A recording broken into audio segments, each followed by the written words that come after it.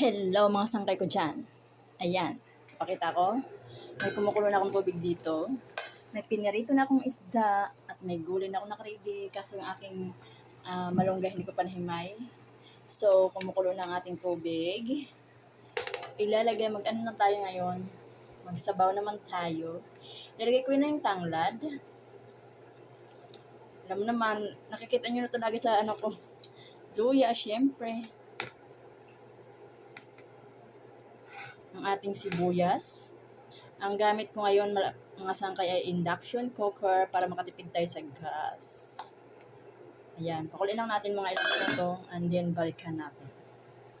Ayan mga sangkay, kumulo na nga siya ng ilang minuto. Ilalagay na natin ang ating kamatis. Mga sangkay, malinis ang aking kamay. Lagay tayo ng buong paminta. Ayan. Maglagay tayo ng chicken powder.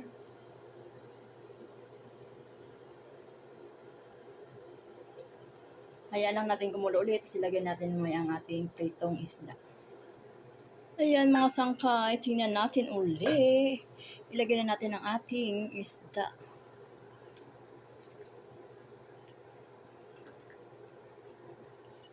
Ubusin na natin.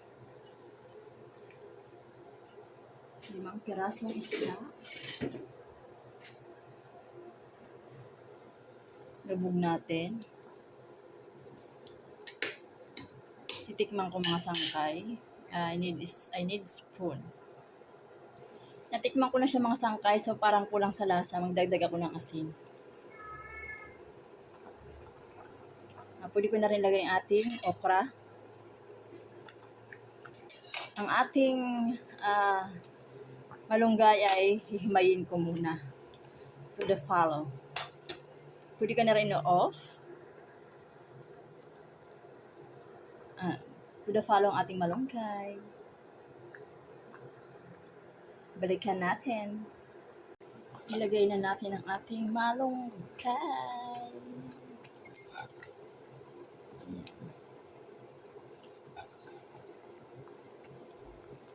Perfect.